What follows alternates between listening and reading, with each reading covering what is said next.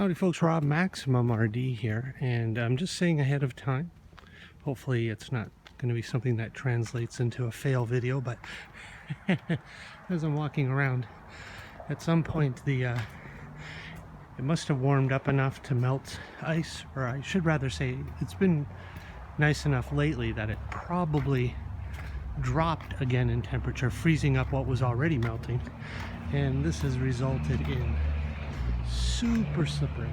Like, I'm talking we've got like some black ice action happening here, and yeah, like tires are spinning out of control, and needless to say I got my boots on and I'm being extra cautious.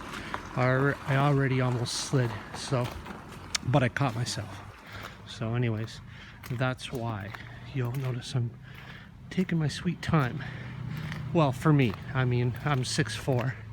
I got a long way down to go if I fall. That's another reason I'm extra cautious. And, you know, I've got a very long leg span. So for me, this is extra super slow.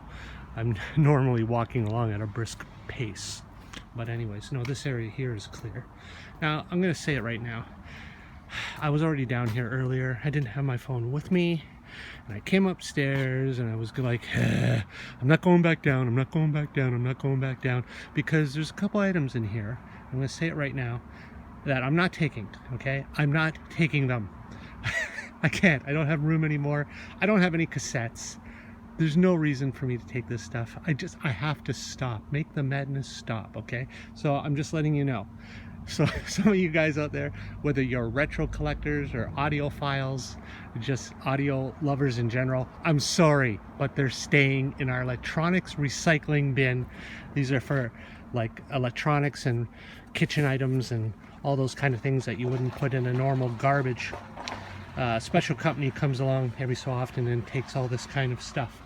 But anyways, there's some items here. I'm not sure what that is. Is that a fan or something like that? We have enough fans.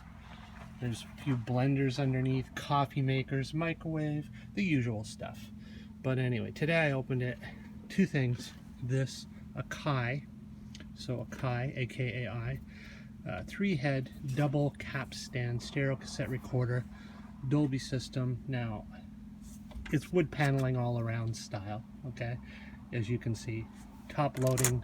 It's got the voltage meters, low noise, chrome, microphone adjustments, everything. So I went to pick this up earlier out of there thinking, nothing of it, I'll just pick it up. This thing is friggin' heavy, man. Like, it is heavy, okay? I'm not lifting it up again. It's that heavy. It's crazy. It's the look of it is not what you would expect. It's like, you know, I'm sure a lot of you know, well, yeah, it's an old, I know the old top-loading VCRs were tanks, very heavy, but this is friggin' crazy, okay? So no, I'm not lifting that up again. But the real reason I wanted to show you was this.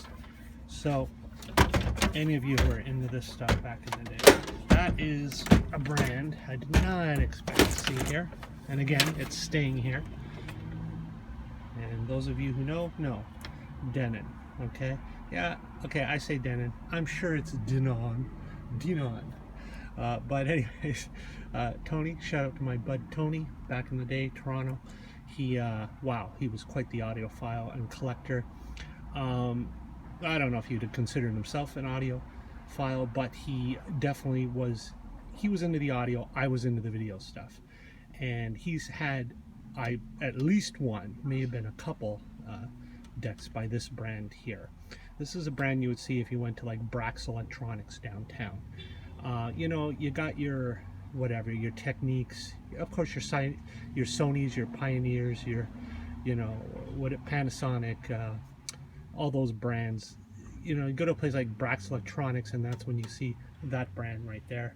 Again, those of you who are more into audio would know this brand. Some of you may have never even heard of it or hadn't even noticed it, because again, they weren't big advertisers, kind of like Sony, obviously, no, who advertised like Sony, but anyways, so they were just one of those things. If you're into audio and you know you didn't want the generic brands or the well-known brands, you got something like this, right? So anyways, that's why I came here. back down with my camera just to make a quick video. The DRM 400 Denon. And again, I will say Denon.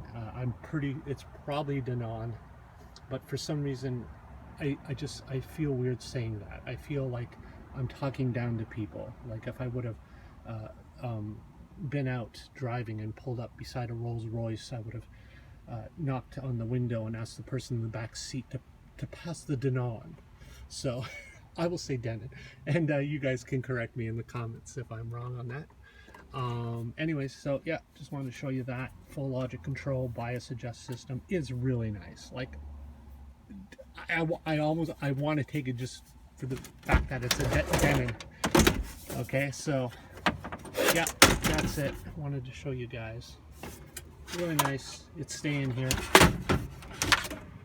and yeah, I can't even believe I'm treating it like this. So there it goes.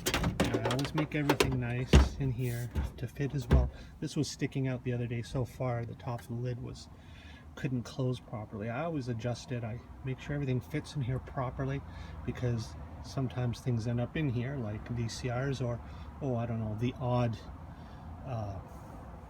whatever, just something I would actually be interested in or want. Oh, you know, 14-inch color TV, whatever, and I'll take that. So anyways, there you go. That's done. Lid is closed in case it may rain. Yeah, in case it may rain, I don't want it to interfere with what's in there. Again, on the off chance I find something I might want to keep. It's very rare nowadays. Again, it mostly ends up full of things like toaster ovens and God, I can't believe how many blenders over the years and coffee makers and things like that, old vacuum cleaners and whatnot. But anyways, that's it. That's this video. I couldn't help myself. I was sitting upstairs and I was like, I'm never going to see a stereo component by that brand in there again. Okay, like again, I would be surprised if I saw, well, maybe not too surprised if I saw something like a Toshiba or Sony. I mean, I've gotten full mini Sony stereo systems. Now, this was more like 20 years ago, but I don't find those kind of things as much in there. I would say it averages maybe a couple times a year. If I'm lucky, I'll find something that I actually want. So I've already got 2 VCRs, really nice ones. I've got to do a video on those one day. And again, that's where I pulled my 14-inch color TV out of, which I love because I got all my retro gaming consoles hooked up to that, and the ones I don't have hooked up to that, well, that's what they get hooked up to when I take it out. So when I take them out for video display purposes, or, you know, to actually play.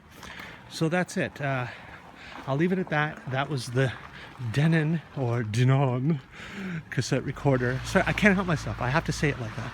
So I'll talk to you later. Rob, MaximumRD out. Tony, that's a special shout out to you. I had to just take this quick video and show you because, I mean, we'd have, you know, chopped off a left nut to get a component by that brand back in the day. So, and although Tony didn't resort to doing that, he did work hard to save up and buy nice things like that. So I just wanted to show it especially for him and for any of you who are into these retro audio components.